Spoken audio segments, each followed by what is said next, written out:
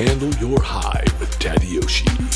All right, welcome to the show. Hey, I got Jonte Hall, former Globetrotter, Harlem Globetrotter, and I wanted to introduce you. Some of my fans may not know who you are, but I thank you so very much for being on the show. I appreciate you taking the time to sit down and chat with us for a little bit. But you were a Harlem Globetrotter, which is kind of cool. Which, like, you don't meet people like this very often. So let everybody. For some of my fans or some of my listeners who may not know your whole story, maybe you could give us a background of like who you are, where you came from, and how you got involved in Globetrotters, and what you're doing today, so to speak. Sure. What's up, everybody? I'm Jonte Hall. I played for the Harlem Globetrotters for 8 years. I got with the Washington Generals. That's our opponents. I played for them for a year and a half. Altogether, I've been touring for 10 years. From Baltimore, Maryland. I'm from the projects. And I had to try out. I tried out. The Globetrotters gave me a tryout 8 years ago, and I made it. And I became the first shortest Harlem Globetrotter history. Yeah, you're like 5'2", right? 5'2". Man, 5'2". That's better than Spud Webb. Yeah. I remember Spud Webb growing up in the 80s and stuff, and seeing him, and I'm like, he's 5'7". He's like me, man. I'm like, shit, I could be an NBA, but no, I can't. So I've been to 57 countries. I've been to all 50 states. And now, man, I'm in the process of going into schools to share my message. Oh, what's your message? What's the? I'm just never giving up no matter what. You know, that's my whole brand, the Jonte Hall, not so small. Oh, okay. Yeah. So, matter of fact, I'm going to give you a brief description of it, man. This is me as a self-description of me as a kid, spinning the basketball. Of course, I'm gifted at basketball. And the backpack shows we need knowledge in everyday life. Knowledge is the key. And just the favorite part of my logo is a shadow coming from my heart. Oh, that's nice. You have it, not so small. Who is the shadow you? Yeah. Is that a shadow of you? No, that shadow defines it's a big person in all of us. Oh, okay. So it's the giant within us, so to speak. Yep. All right. I like that. I know what that feels like, man, growing up on the shorter side. I wasn't quite as short as you were, but when I was young, because I'm Asian, I'm Japanese, and I tend to take off those characteristics and even though today I kind of people think I look Italian or Greek or something, but I'm actually Japanese and Hawaiian, But I remember growing up and always being, and I was just talking to, as a matter of fact, yesterday I had on my podcast a fellow by the name of Sean Clarita. If you follow professional bodybuilding, he's a really great pro, but he's 5 foot, like 2, 3, something like that. He's very short as well. Wow. And he's one of they call him the giant killer because he's slaying these guys who are much bigger on stage than he is and taller. And he and I were talking about this, and I remember, and he totally got this, so you'll probably understand. In grade school, man, it was like in grade school, junior high, when you have to line up taking pictures, like I'm on the end in the front, like, so I know you know what that means. I know you know what that feels like, right? So yeah, man. I even resigned from being a world famous Harlem Globetrotters because my heart and my mind was telling me, our youth need me. You know, they need a positive role model. And, just being from the projects, being from Baltimore, Maryland, it's just, a lot of people, a lot of kids, they give up on their dreams. Now, you grew up in the projects there, which is like right near the city center of Baltimore, right? Sort of? It's off. I grew up in McCullough Home Projects, so that's off of Martin Luther King Boulevard.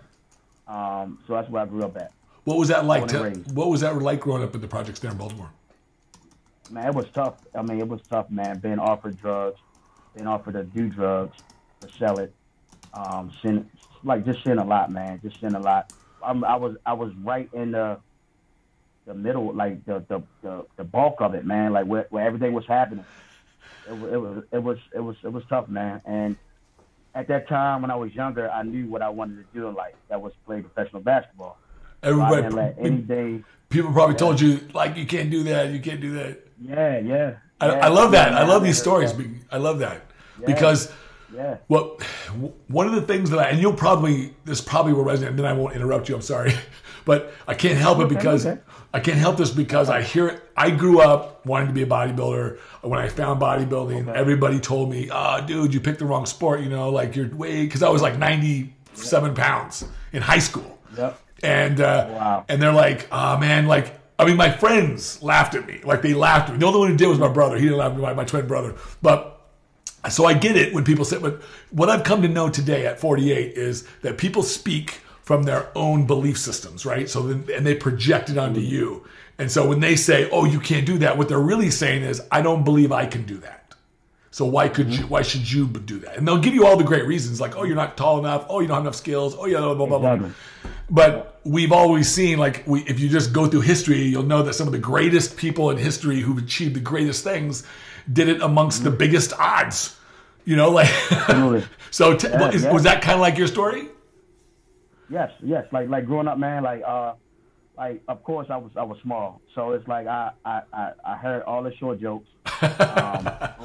Teammates telling me, why you work so hard? Like you're not tall enough to play professional basketball. You know, I didn't hear it all, man. But that motivated me. That motivated me to prove everybody wrong. Whoever doubted me, whoever said, "Oh, Jonte, you're not going to make it. You're too small," and so that motivated me, man. I mean, I know a lot of people probably get discouraged from hearing stuff like that, you know. But that kind of made me feel like, I gotta.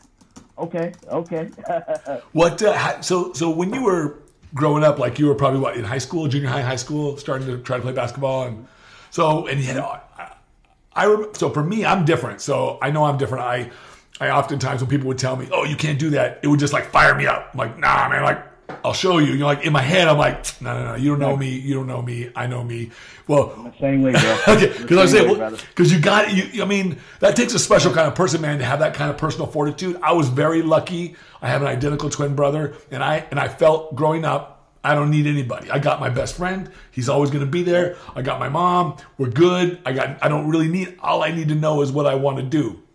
Is that kind of? Did you have like a strong family unit that sort of gave you that sort of backing, that sort of support, or was it just all you, man? Because I could see how it could be all you.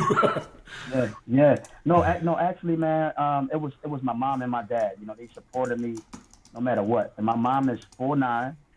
My dad is 5'3". I saw your video. I think I saw your video with your mom and your dad. Your dad, man, you and your dad look kind of alike, man. Yeah. He's got a very similar mannerisms. He does not look that old. I'm sorry. Your mom. That was actually my brother. You talking about my documentary? Yeah. Oh, was that your brother? Yeah, that was my brother. Because I'm going, man. This dude, if he's his dad, I want those genetics. Yeah. Yeah. That was actually my brother. That was my brother. And my brother's about 5'3", so he's like an inch taller than me. So I'm like right underneath everybody. Like my mom is 4'9", then it's me, then it's my brother, then it's my dad. Okay. So it's like I'm like right underneath. And yeah, man, and I had strong parents, man, but it was I'm gonna say it was 50% of me, my mental and what I wanted to do in life. And then it was 50 on my mom and dad. Just making me stay straight, you know, not having me, you know, go left. They had me on the straight thing, and that's what I wanted to do, man. So so basketball kept you sort of directed. I grew up in sort of a lower income. We were very poor. We didn't have a lot of money, and so like I totally appreciate where I didn't grow up in like a projects, but I grew up in North Las Vegas. So I was born in Southern California, but then we moved to North Las Vegas at some point because we had allergies. My brother had really bad allergies, and my mother's doctor said, "Oh, the desert." So we happened to have some family there, so we moved there and lived there for the majority of my childhood into high school, and then I moved when I got to college. But when I was there, we originally lived in North Las Vegas, which is kind of like, I mean, my brother and I were the only non-black kids on the block. Like there was nobody else, and it was all low income. But we didn't know any difference. Like it didn't matter to us. Like we didn't really care. So we just had friends, and but I remember back then, the 70s, it was like the mid to late 70s. It wasn't, like there was drugs and there was gangs and there was all that kind of stuff, but we kind of kept separate from it. Not intentionally. It was just, I think it was the energy. It was the kind of stuff that we were interested in. And my brother and I guess I had benefited that I had always had a best friend. I always had my twin brother. Like I remember getting into a fight in school, and my brother's like, we're in PE class, and this little Cuban kid, they used to sell us donuts, right? Like for a quarter, right? Like, and so for right before PE class in the mornings. And so the kids have something to eat. So he bought a donut and he's like eating, he's making fun of me behind my back. And he's like, and I accidentally bump it out of his, cause I couldn't see him. I didn't know what he was doing. I would just put my clothes on. And so he gets all upset and we he wants to have this altercation. And I'm like, man, dude, and so we start this fight. I was not even upset. So, and I get him in a headlock and I'm about ready to pound him. And I felt sorry for him. So I just couldn't. And my brother's in the background going, Dad, don't fight, man. You're going to get in trouble. You're going to get suspended. It's going to go on your permanent record. You're not going to get to college. I'm like, damn, dude, you just forecasted my life for me, bro, after one fight. But it was tough, though. But I remember because it was shorter, but I never felt that peer pressure. Like, did you feel that? Because I never felt it because I had a twin brother. But you may not have. I don't know if you did or not. No, not really. No, not really. My brother was into football. And, and he wanted to play football. And that was his thing. And I did my thing. It wasn't no pressure on me, man. But from your friends, because growing up in like in some of these tougher neighborhoods where people are doing things like you said, like getting offered to sell drugs. I mean, that's got to be kind of alluring when you can see like, hey, man, I can make a G or two today. And instead of working at McDonald's or something, like, hell, man, I can hang out with my boys. Like, yeah, that's good. So but bro, you know what? But bro, I knew I was gonna get my ass kicked from my mom. I wasn't trying to mess that up, man. I was like, no, I'm good. I'm a firm believer that the people that I know who have deep respect for their parents and who honor that they tend to do better. I hate to say do better in life because I don't think we can get it wrong. I think that we just have to go. Some of us just go through different lessons that we learn, and so some of us. Some of us start off in positions where it leads us into some bad places. It doesn't make people bad people. It doesn't make it just. I try to distinguish between actions and people. People aren't bad. What they do can be bad, but the people themselves. I don't want to hate anybody. I don't care who you are. I don't want to do it. What is do you have a philosophy that's helped you like that?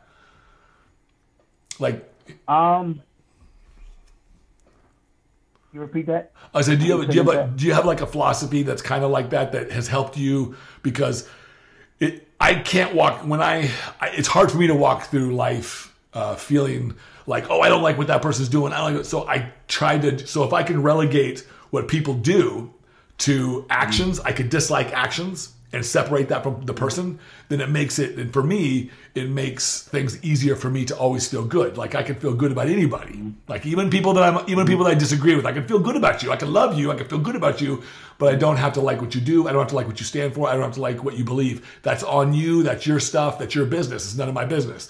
But that's just a personal philosophy that sort of helped me in my life. But do you have something that's like that sort of helped guide you through some of those times that were tough? Because growing up, I don't know if most people know, but if you haven't grown up in an area where it's lower income, it's not easy sometimes. It's not, man. And seeing all that stuff, man, it's like, okay. I mean, of course you have thoughts. Okay, what if I do that? What's going to happen? And then I just snapped about it quick and said, I can't do that. I want to play pro basketball. And so, and I try to stay away from that stuff. It's like, okay, my friend doing it. It's like, man, why are you doing that? So I'm trying to talk to him, but it's like, I know, man, I got to focus. I got dreams. I had people offer me drugs and different stuff growing up, and I still to this day, I'm not an advocate. I don't, let's see, like cocaine and you name it. Like, I'm not really into that kind of stuff. I don't look down on anybody who does it. Hey, man, like it's your deal. No. But my mother scared the crap out of me with it. Like she's like, we would be driving down like the strip, and she'd say, "See that guy right there? He's like a homeless guy who's like on drugs or something. He's an alcoholic or whatever. He's like he's down and out, right?" Yeah. She's like, "Do you think he got good grades? Do you think he does drugs?" And we're like, "Yeah, no, he didn't get good grades." Like what? So that's what's going to happen, because that could happen to you if you don't do good in school, or if you don't pay attention, or if you don't do this. She's scared you. Yeah, she's scared you. She's scared. I was like, damn, if I can't even I haven't even smoked a cigarette. Now these days I'll admit, when I turned 39, 40, I smoked weed for the first time and I fell in love with it. So it's like, Wow. well, it was just because I was using it for my appetite, right? Like I had a lot of friends in the bodybuilding industry. I've been in bodybuilding for 34 years, and I was always very, very. I mean, I didn't even drink alcohol until I was over 30. So like, it's just because it didn't fit in my it didn't fit in my lifestyle. Like, it's not really what I need. Yeah. But when I got to about 40, it was harder and harder and harder. I don't have a big appetite. You probably can resonate with this. When you're not that, when you're so but as a bodybuilder, you got to eat. Like I got to eat. Like there was a time when I was eating 7,000 calories a day plus. Right, so like, and that's a job. That's like a part-time job, just eating. Okay, so I had to try to find a way to. So all the guys I know, like Dennis James, you probably don't know these names, but Dennis James and like Flex Wheeler, all these people are like, oh man, you gotta smoke weed. I'm like, so I tried it, and I don't, and it helped. I only did it at night because I didn't want to. I work during the day. I'm not gonna be loopy and goofy, but now that we have more states are making it legal, and we find out in all the research now, all the stuff I believed that my mother told me. I hate to say that because I love my mom, and there was a time when I thought nothing could come out of her mouth that wasn't truth. But now we know that it's actually a lot healthier for us. But I'm not giving anybody a license to go out there and just be like a pothead every day. But I'm not also saying that it's not like what we once thought. Like it's kind of funny to see those. I don't know if you've ever seen those. There was some commercials they ran in like the 40s and 50s called Reefer Madness. And I don't know if you know this, but I try to remind people of this, like, hey, look, if you do your research, you'll find out that those commercials, what in the commercials you see is some girls smoking weed, and then they're dancing and they're playing. They're doing music, and there's black guys playing musical instruments, and the insinuation here is that if you let your white daughters smoke weed, they'll have sex with black guys. That was the message. Wow. Yeah, it's like I'm like blown away. I'm like, whoa, but they don't say it directly, but that's exactly what and that's how they scared like a lot of white America to like not want to, to like, and it was basically because when Prohibition ended, they need that department within the government. They told them you got 9 months or 6 months, whatever it was, to figure out, to find a purpose for yourself, or we don't need you anymore because we've made alcohol legal, so we don't need you to control that. So they said, oh well, marijuana, we'll just regulate that. And so they made up all these stories, made up all these things that really aren't true. So it's kind of interesting. But I remember growing up and I was really scared of all that stuff, all that stuff. Like I remember going to a party and my brother, we were seniors. We walked into this party. He met these girls at like homecoming, walking into this party, and everyone's smoking and doing. And God knows what else they're doing in this basement, this house. And my brother's like, I can see his face. He instantly got pissed. He turned around and he left. And the girls we were with are like, oh my God, is your brother upset? And I'm like, yeah, kind of. And I'm with him. I said, I'm out. We left. We still ended up dating the girls. But it's tough though. Like when you grow up, right? I mean, it's like, so how did you, so it was basketball that kept you centered in all that stuff, right? Basketball and my parents, man, that kept me focused. That kept me like rounded on like what I want to become in life, and that was it, man. So and I just kept it. How did you, like when people, because I'm sure you, like you said before, you had a lot of resistance initially. Mm-hmm.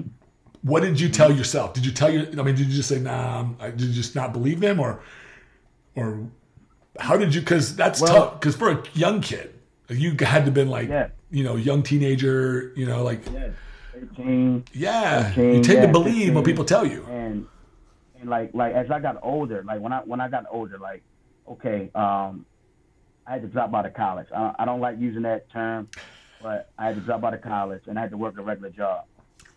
So I was doing janitorial work, but I took pride in it. And I know that the ultimate goal was to play professional basketball. And while I was working, I'll save up my money and go to different states and try out. I had tryouts. And of course, I didn't make it, but I didn't give up. And it wasn't never like, okay, you're not good enough. It was always like, they don't come out and tell you, but of course my height played a major role in it, so yeah. So what would they? I'm just curious. What would they tell you? I'm just curious what they would tell you. No, they just ain't never call me back. Oh, really? They're like, yeah. What? Damn. Well, what? Yeah, so how do they evaluate? I'm not familiar with it, but how do they evaluate? these newcomers, how do they say, okay, this person we want to take a look at this guy and this guy and this guy's good enough. These guys over here, you know, let them try out again or whatever. What's the process and what do they evaluate you on? Like, I know it's like a vertical leap and like all kinds of other stuff, right? Yeah. Yep. Well, of course, your talent. Being a Globetrotter, the tryouts was a little different. Of course, everybody thinks it's all about the tricks, but the tricks come last. So you have to be a good basketball player. Okay, so basketball's first. That's number one. Yeah, basketball first, and then you have to be a good person, good personality. Yep, and you have to be able to entertain. Oh. And the tricks come last. So everybody think is, okay, y'all do tricks, okay, but actually we real basketball players. Well, you have to be. I mean, I remember growing up watching the Harlem Globetrotters, and they've been around for how many years now? How long have they been around? Since the 60s, right? 93 years. We started in the 20s. Dang. Okay, so I'm way off. Yeah. So 93 years of the Globetrotters, and I know that like when I watched them growing up, they were good, man. They were good. Like, yeah. They were good. Like I always used to wonder, well, why aren't they playing? Like, why can't they just play in the NBA? I was like, I know. And actually, back in the 40s, we beat the Lakers. No kidding. Back in the day. Oh, that's nice. Yeah. So when they had George Mikan and all that. Oh, okay. So what was it like touring with how did that work? Did you guys just they like throughout the year they just kind of had you on a travel schedule and you'd play exhibition matches with people or something? Yes. No, just one particular team. I used to play against the Generals. Okay. Team I played with for a year and a half. So we played them every day. So every day it's like a game. Both teams competing, and it was awesome, man. Getting an opportunity to see the world, being able to go to all 50 states. It's a blessing, man. Definitely a blessing. What was your favorite place that you visited? I want to say Spain. Really? Spain. Why? What was special about that place for you? The atmosphere, the food, the weather. It was just awesome, man. People, it was very, very friendly, very, very, very open, man. Spain was awesome. It must have been interesting to travel the world with a professional, basically a professional basketball team, and coming from like the projects in like Baltimore. Like, what was that like? Like, how did you describe that to people? Oh man, and they were like, "What? You from Baltimore?" Like every player that I met, like far as teammates, they was like, "Yo, where you from?" When we first get to know each other, I'm from Baltimore. They're like, "What?" Really? And the first thing they think about is the Wire. They think about the Wire. Right. So, and that's actually where I grew up at. Oh, really? Okay. Yeah, well, dang. Yeah. So, yeah. So it's like I said, man, it's great people to come out of Baltimore. You can't judge like what you think you see. Right. Like far as like on TV. Every place in Baltimore is not like that. Well, it used to get. Was that? Yeah. Oh. Some places are better than others, It used to be a lot more like people used to sort of give it a bad name. And used to downplay it quite a bit years ago. Not so much anymore. Like they used to do the same thing about Pittsburgh. So I moved to Pittsburgh a couple years ago, and I lived there for 4 years. Okay. And I was surprised because I would tell people, I moved to Pittsburgh, and they're like, Pittsburgh, and I'm like, it doesn't sound as bad as it is, man. It's like actually very nice, man. Like there's culture there. The city's nice, Yeah. But when what I remember most about living in Columbia, when I used to live in Columbia, like we were talking, and which is just, I don't know, 25 minutes off the freeway from Baltimore, and about the same distance to DC. So it's like right in between, right? Okay. And you probably I don't know if you've been to Columbia, Maryland, but it's the planned community, right? It's like a planned community. That's what they call it. Like it's a planned community. Yeah. There's a little mall nearby. It was really quaint. It was nice. My ex-wife went to UMAB. She's finishing up her PhD in biophysics and physics, and I was going the other direction. I was in DC in Massachusetts Avenue at graduate school studying, going to seminary. I was actually studying theology and stuff like that. And so, but I remember I would come into the city, into Baltimore to pick her up, or we would do something. And it was, at that time, it was just changing over to like they were revitalizing stuff. But what I thought was really cool was, like, I got to see, like, Edgar Allan Poe's grave downtown. You know what I'm talking about? So Edgar Allan Poe, like, he's a famous poet and writer. And he wrote The Raven, which is why they named the Ravens. They named the Ravens after his poem, right? So it's a big famous poem. But he was a famous person that was from Baltimore, and he lived and died there. And then you could see his grave. It's got this giant, like, obelisk-looking thing, and you could see it. So I thought that was pretty cool. But I remember looking. There's a strip. I can't remember the name of the street, man. Like. And there's all these strip clubs and stuff. And all my friends would be like, nah, that's not, you don't want to go hang out down there, man. I'm like, really? Yeah. Maybe I do. Baltimore Street. Yeah. Is it still like that? Man, I haven't been. They said they cleaned it all up. I don't know. Yeah, I haven't been down there in years. It's my opinion, since I went to Thailand last year, it's my opinion that every city needs a red light district. Just for scenery. I'm not saying you need to go use it. I'm just saying just for scenery. I don't like to indulge in those kinds of things. But so what's I haven't been back to Baltimore in years, but what's it like now? I stay in Harford County now. So I'm in Harford County now. Okay. So I go down there to see my mom, and it's just strictly to help my mom. You know, my mom has MS. Oh, right. So I go down there strictly for her. Go down there 3 times a week, man. So it's not no hanging out. It's just strictly, or if I have a speaking engagement in Baltimore. So that's the only thing I do, man. You know, share my message and. What? So your mom? Every time I go down the city. Was your mother diagnosed with MS when you were growing up, or was it?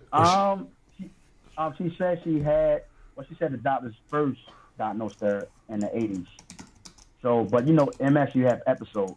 Okay. I don't know much about the disease other than general things, but was that tough? Or did it? Yeah, it's still tough, man. It's still tough. Like, I mean, of course, you know, she traveled with, you know, with a wheelchair and stuff like that. But, you know, she's still positive. You know, she still have a sense of humor, man. And she's still awesome. Yeah. I saw her in your documentary thing, and yeah, I saw her in there. She seems like a little bit of a firecracker, so she's all right. Oh yeah, she is. She still is. Yeah, man. Now, did you go to, like, I'm just curious, I have to ask because I'd always try to put the pieces together of people's lives in terms of their philosophies and stuff. Did you go to church? Are you a religious person, or do you have a philosophy that you adhere to? Well, you know, I'm polite. I mean, I know everybody that's want to see this video. You know, they have different religions, but I'm a Christian. You know, I'm a Christian. I was raised in Christianity, but you know, I don't look down on no religion. I think we all the same, and you know, I believe in the universe too. So, you know, it's just, you know, to me, I tell people like this. It's just the way that we talk about it. It's just the words we use. They're just metaphors for the ideas that we hold. If I say God, or I say Allah, or I say Buddha, or whatever, I don't care. We're all talking about a higher power, right? The same thing. Yeah, the universe. Yes. Yeah. Don't get caught up in that, man. Man. Don't get caught up in that. I love everybody. Exactly. Like, when I tell people, look, like, this is my philosophy. My philosophy is that if something has power for you in your life, then use it. Yeah. Don't matter what it is. Don't let me stand in your way. It's like, exactly.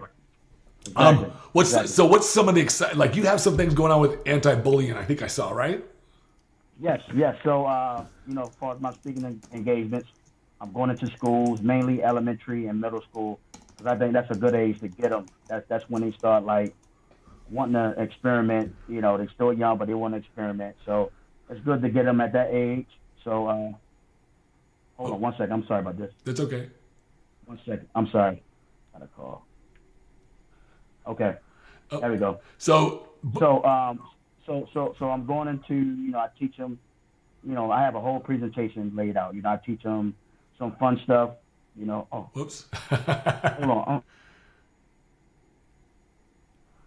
Got a call coming in. Never had this happen before, really. We'll stay on. This is just me waiting.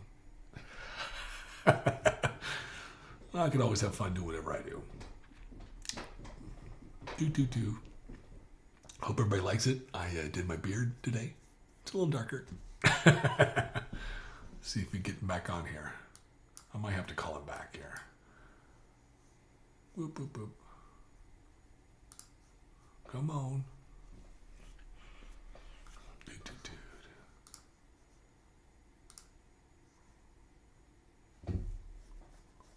Oops, here we go. All right, we're back. Sorry about that. So now it looks like you're in a different spot. So what we were talking about the anti-bullying thing. So tell me about the program. Like what do you talk to the kids about bullying and yes. Yeah. So of course I wasn't physically bullied growing up. I was always verbally bullied. You know, telling me, of course, I heard all this stuff. You sure you can't make it? Dude, you're preaching to the choir on this one, man. With a name like Tad, man, it's like Tadpole, just a Tad, it's all that bullshit. Yeah. Yeah. So Tad, I heard it all, man, and my message is for the kids. Like, tell a teacher, tell a parent, you know, you can be brave by just walking away, you know. So I share that. So my presentation is fun, serious, and I try to end it on fun because their attention span is so slim. That is a crazy thing, man. I've actually done some research on this, and it's interesting when you look at attention spans of adults, right? Like in the last 25, 35 years, our attention span has gone from like 6 seconds to about 3.5. I know. It's like amazing. Like, you can't keep someone. I'm sitting here talking to people at like contests and shows or even just anywhere, and then a couple seconds in, man, they're looking at their phone. Like, am I not interesting enough? No, but what it is that we practice. We practice this way of taking our mind away from whatever it is and not focusing. Do you like when you talk to, like, I'm curious because you never hear about this kind of stuff until recently, like anti-bullying. There's a lot of focus on this. And a lot of it has to do with social media. Do you talk to them about social media? Because people get cyberbullied, and that stuff can be really cruel because people can just say mean. Dude, they're people just ruthless, and they wouldn't normally do that shit in face to face. They wouldn't normally do most of the stuff. So it still comes across really, really steep. So what do you tell them? What do you tell kids about that? Cyberbullying, man, that's different, man. Because I mean, of course, man. I mean, everybody, like, that stuff is starting on the phone, you know, social media and stuff like that, man. And so when I talk about it in a physical form and tell them, you know, about the school bullying, what goes on in the schools, you know, but that cyberbullying, man, that's more dangerous, man. Yeah, I mean, our phones, our technology is a pipeline right to us. Yeah. So, like, and especially your kids. So what? What? What kind of advice do you give them? Because I mean, what kind of advice can you give a kid who's like got half the school telling him he's a piece of crap? You know, like how do you do? I know. So what I do, Ted, because I don't know if their parents are involved, but I tell them talk to a teacher. You know, talk to an older sibling. You know, try to read a book and just stay positive. You know, I know, man, it's tough. It's tough, man. It's tough, man, because like when we was younger, man, they didn't have this technology. No. So people forget that. I think people forget this. Yeah. Like we weren't always attached to our cell phones. Yeah. So Ted, I just tell them, man, try to tell a older sibling, man, or a teacher, or something like that, man, and try to just put a stop to it. I think I don't know if you can tell me what you think, but my way of thinking, I think that like a lot of when it comes to, especially cyberbullying, especially when it comes to bullying like on social media, and that's where it seems to be pretty prevalent. And I've heard some horror stories, man, of especially girls, man, just like being ruthless to each other, like, and so my thinking is that I think it's a great idea to go and talk to somebody who is an adult, like a teacher or a principal or somebody who's an authority figure. But it also doesn't. I think sometimes that can be intimidating for a kid, right? That's true. And so I think this is my opinion, but the long-term solution is not to go in, is to find a way a modality, a teaching, something that can help children to be able to resolve those issues and problems themselves. They're going to have to do it in real life, right? So you're going to, absolutely. Unfortunately, some kids, you know, like when you're in grade school, junior high, and high school, it's a little primal. So like, if you were like me and like you on the smaller side, you either better be able to whoop some ass, or you better be able to run fast or something. Because if a guy is bigger and he's tougher and he's willing to fight, then you don't have much of a shot. You're not going to be able to have much of a voice in this. So like, that's true. So changing hearts, minds go first, then comes hearts, and I think that's kind of probably the modality, the tactic that probably would be best served. But it's hard, right? Like that's a hard one. It's hard, man. It's very hard. So very hard, Ted. I think maybe there might be something into having programs in schools that give children a sense of family or a sense of unity or a sense of like just like what I mean. That I think when I was growing up, everybody was talking about gangs, like inner city gangs, and stuff like that. And I used to go, well, why does anybody want to be a part of that? And then I realized later that, well, they don't have most of these people don't have families. This is their family. That's true. It's like this is their protection, their family. This is what gives them a sense of community, even though it's sometimes negatively positioned or focused. So like maybe that's a solution. It's like, do you talk a little bit about that, like family life, and because it seems to me like they're connected. I'll pretty much touch a little bit on that, Ted. My biggest thing is I touch on a lot of not giving up on your dreams. Okay. You know, like far as like anything you want to accomplish. Like this, my whole brand is not so small. Don't necessarily means you're not so small to be a lawyer. You know, they might say you don't have enough education to be a lawyer. That means they say you're too small. You know, or so my whole logo and my program, it's not basically just saying about height. It's about, you know, being able to do, like, be a lawyer, being able to be a police officer, being able to do anything you put your mind to. So I'm not just reaching out on inner city kids, but I'm reaching out on everybody. Right. It's not that. It's interesting because a guy, like, I know you understand this intuitively because you lived it in your life where people told you something that said, look, you're not good enough. You're too small, you're too short, whatever you know, and then you go and you prove something different in your life. And I did the same thing, just in a different arena. And so it resonates with me. That message absolutely resonates with me. And so how do you make that message resonate with some kid who says, hey, but wait a minute, like, I don't have no money. Like, my parents don't give a fuck. Like, how do I pursue my dream? That's tough. That's tough right there. That's tough. And you know, and a lot of stuff, like a lot of people go through stress, you know, anxiety, you know, like the mental, like everything we do is based on the mental. That's right. This whole life is a mind game. Yeah, right? It's a mind game. So, and you know, it's hard to teach it, like the mental part of things, you know. So you never know what somebody going through up here. So I just try to get my story and share what I've been through, you know, and hopefully it resonates in their mind and say, you know what, if Jonte may had his parents, but Jonte grew up in the projects. Jonte see what I saw. You know what I'm saying? Yeah. So it's like, so hopefully I could touch him like that. You know, because, you know, I grew up with my parents, of course, you know, but a lot of kids, they don't have parents. Was that it? Well, yeah, that's true. Exactly. I only, when I grew up, I had a mother, just a single family, a mother. And I remember, I didn't think much of it, but that's because I was blessed with such a wonderful, loving, and nurturing mother. I never saw any, but I totally understand that I had friends who they didn't have fathers, or some didn't even really have much of a mother. They were kind of absentee. Yeah. And that could, man, I as I got older, I realized what a blessing, what a benefit I got in my life, and I didn't even ask for it.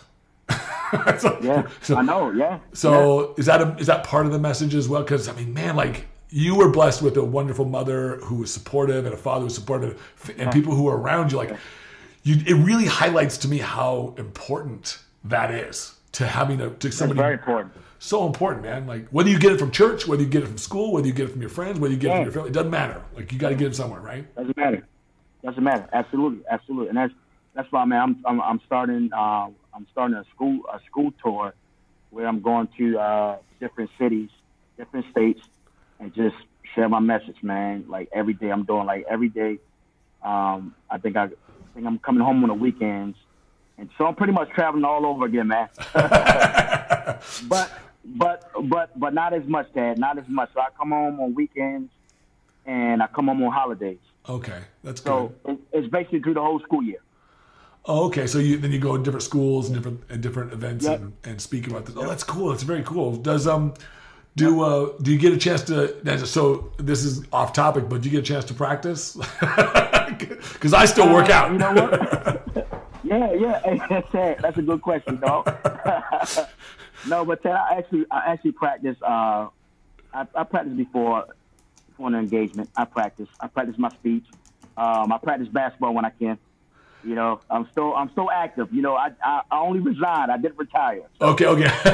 So what does that mean to you? I mean, now you're putting all your energy into Not So Small brand, your brand, and your speaking. What else are you putting your energy into? I mean, are you going to play again somehow, or?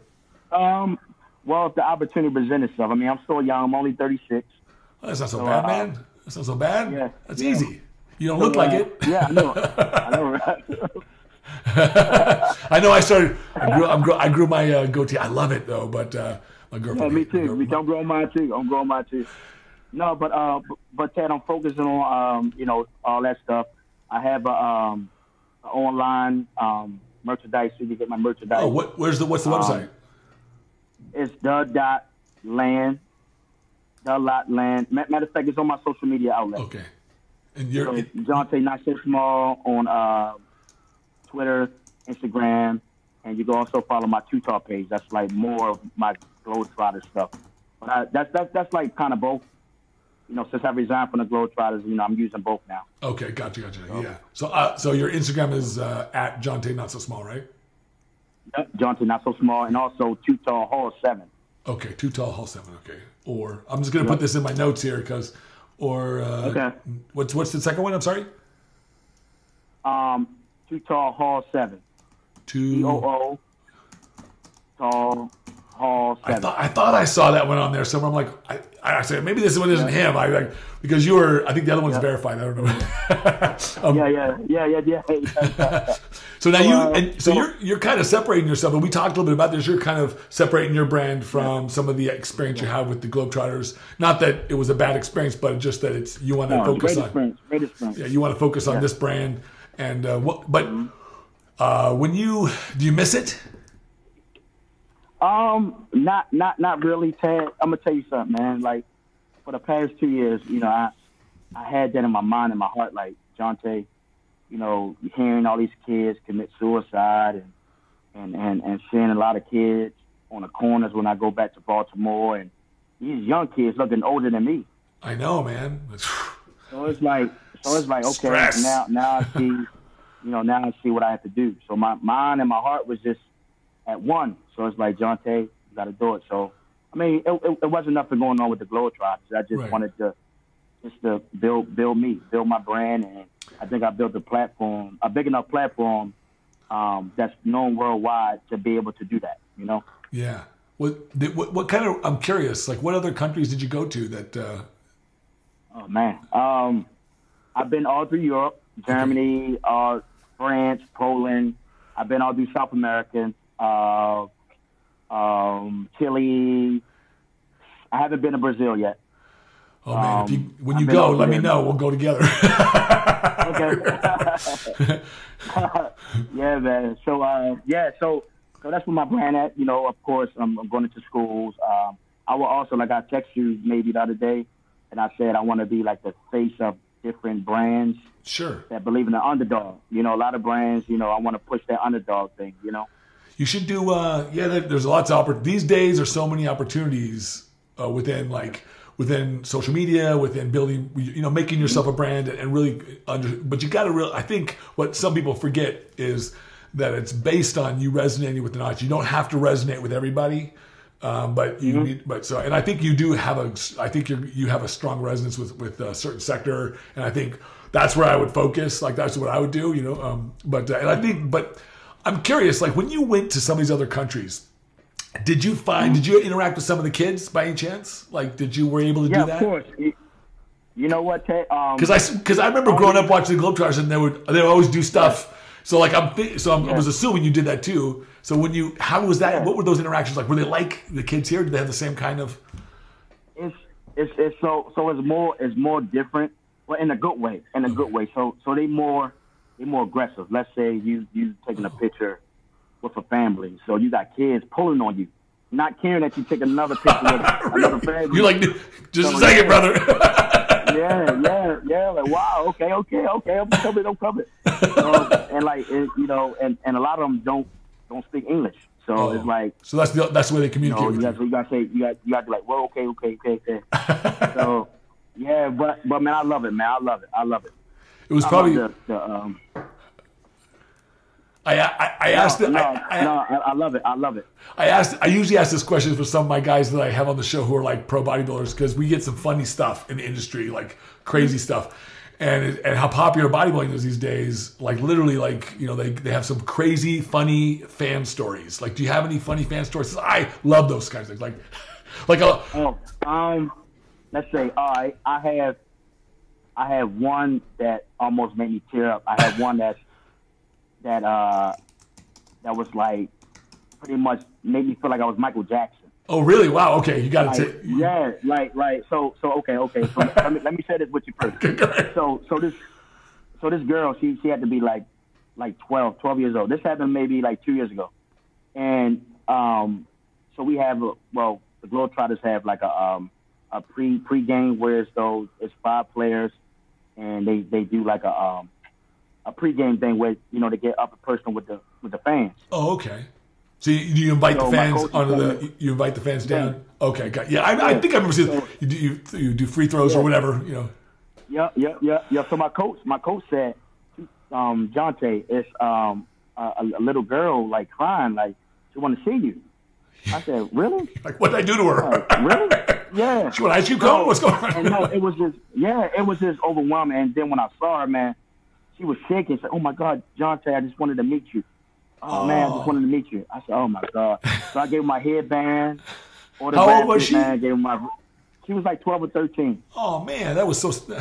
Where was this at? Yeah, was this here in the States? That touched me. Yeah, it was in the States. Wow. So that changed my man. That made my year, man. That made one of my years, man. One of the biggest blessings that comes with being somebody in the limelight, somebody who's a celebrity or a sports hero or something, is that we tend to put our sports heroes on pedestals. We tend to, and they're so because of that. And I tell some of the guys in the industry and gals in the industry who are in fitness and bodybuilding, they get this too. That man, it's like not only is it a big blessing, but it is a immense responsibility and an opportunity to take that platform and to do something good with it. And here's the best piece of this, right?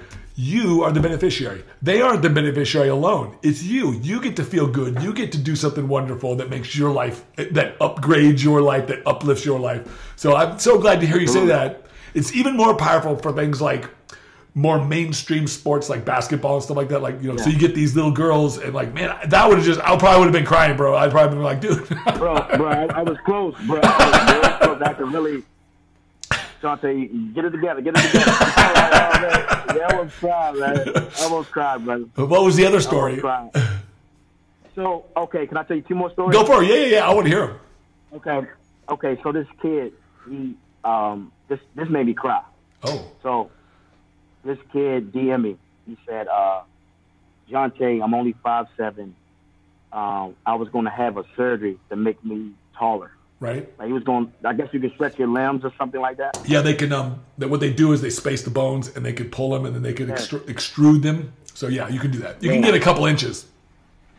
So brother, Tad, he said, man, I didn't want to do it until I saw you and you made me realize it's okay to be short. Good for you. Said, oh my God, man. That's awesome. Yeah. I'm like, wow. Dude, I'm going to tell you, man, that's a painful surgery. It's painful. Yeah. And it's long. Yeah. They got to break your bones. Wow. Yeah, it's not a fun thing, but I just say, man, just play better. don't do that to yourself. But so he did. So did he do the surgery? He didn't do the surgery. No. He didn't do the surgery. Oh, that's nice, man. See, that's good stuff. That's good stuff. Like, yeah. That's great stuff, man. What else? What, great stuff. You said you had another couple? So a funny story. Let's see. Got a couple funny stories. So I brought this kid on the court, right? And the kid just couldn't stop dancing, man. This is like there's a bunch of people, everybody's watching, yeah, and you're like, dude. Yeah. So like every game, like they'll bring a kid on the court, and if they make a shot, you know, give them a jersey. So this kid was like, he just couldn't stop dancing, man. So we stopped the whole game and just let him just rock out, man. It was like, wow. Really? I was pumped, he was so excited. Man. He was just like pumped. He was pumped. He kept going. Like, you want to go to the club, brother? Yeah, he was killing it, brother. He was killing it. Oh, that's awesome, man. Yeah, man. There was this funny, I'll tell you the story, and I told the story a couple times on this podcast because when I heard it from my friend, his name is Brandon Curry, he's one of the top Olympia contenders, and he told, I said, what do you have? I said, do you have any funny fan stories? And he goes, yeah, man. He goes, well, he starts, and I've told this twice now on my podcast, but I have to tell because it's so hilarious. So at the Olympia, there's like an expo. Like if you've ever been to the Olympia in Vegas, every year they have a big expo, like a couple 100,000 people go and visit the Olympia, and most of them just go to the expo because there's free stuff and you can see all the Olympians and you can take pictures with them. And there was a guy that came a couple years ago. The guy came up to Brandon. He's a big guy, wonderful guy. I love him to death. He's awesome. But he's got a killer physique, and he was sitting there behind the Weeder booth, and he's interacting with the people, signing autographs. And then he says, some guy comes up to me and says, hey, man, would you mind if you, like, say, take a picture of your bicep? Like, I could take, you know, he goes, sure, man. It's kind of a typical thing, right?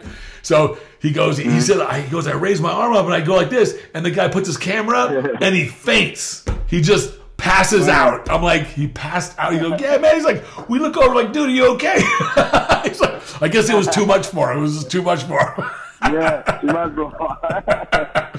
But like, cool, man. That's cool. I have some, and the weirdest one I ever got was somebody wanted to buy, and I've told this before, somebody wanted to buy my posing trunks. I'm like, no, that's okay, man. I'm going to keep those. Oh, wow. Yeah. The dude it would have been one thing if it was a girl, but it was a dude, and he said, hey, you don't have to wash them. I'm like, no, bro. I'm like, I'm out. I'm out. But thank you for the compliment, but I'm out. But yeah. I'm good. What else did you say? You had another one more or something? Or?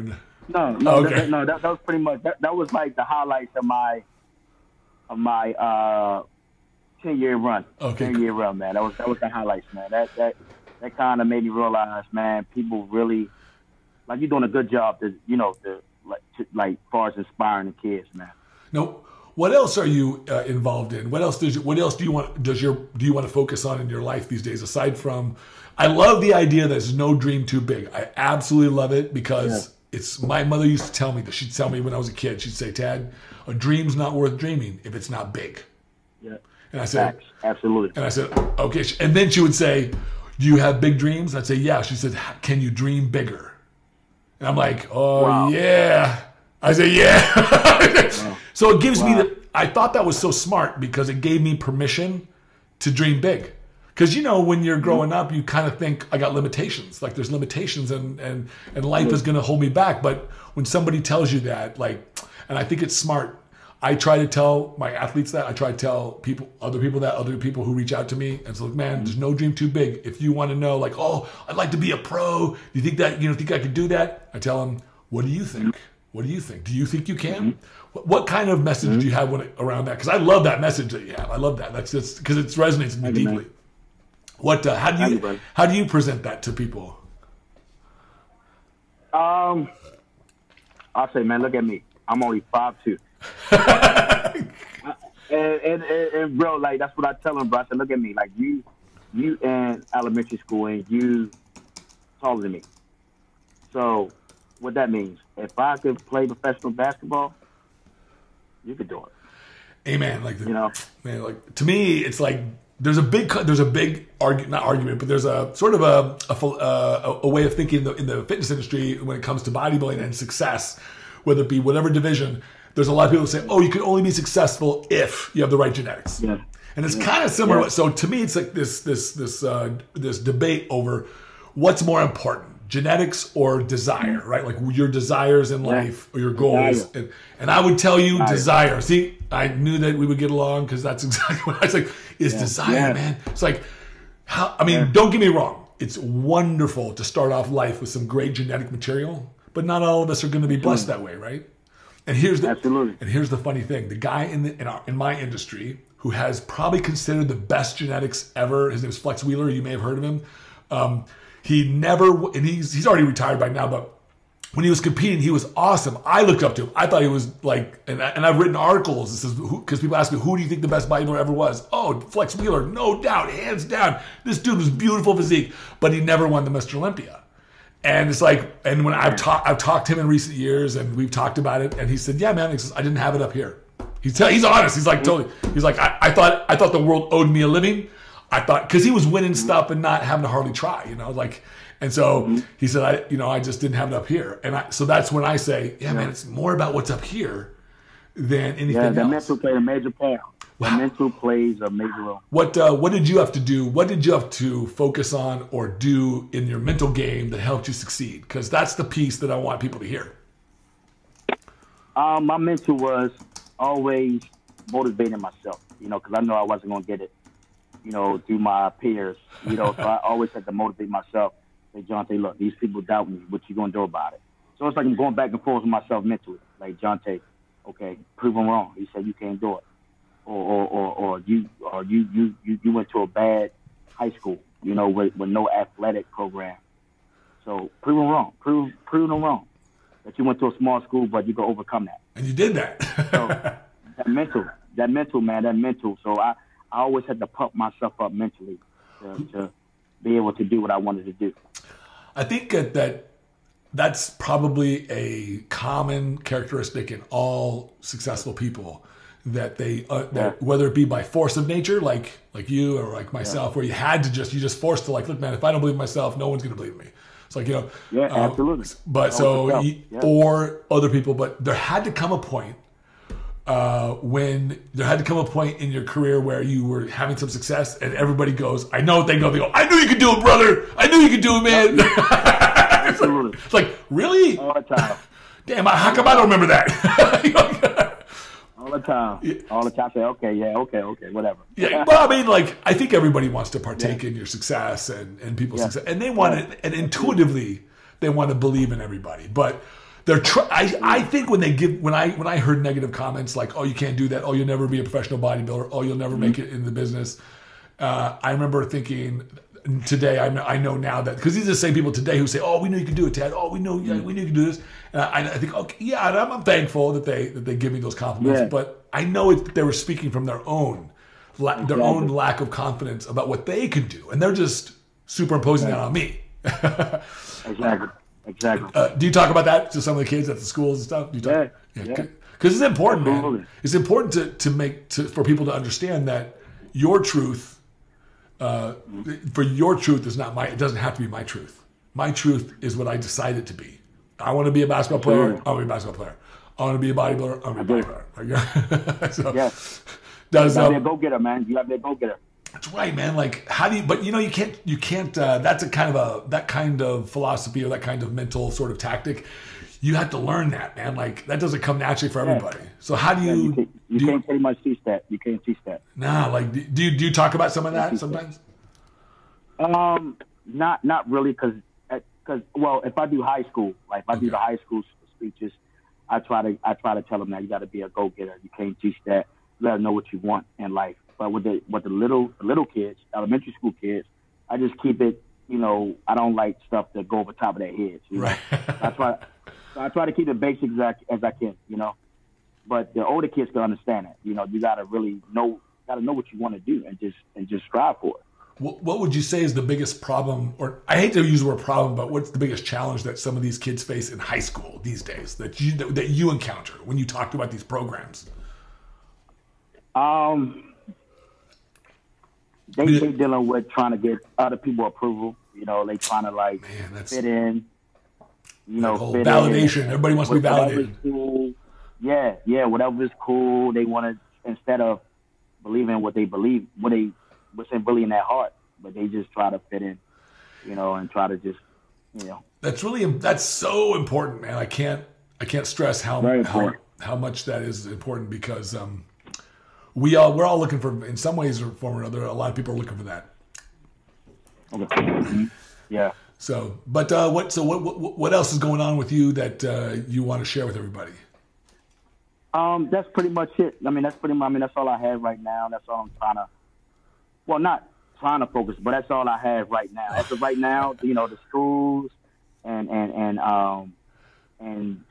inspiring these kids to never give up on their dreams.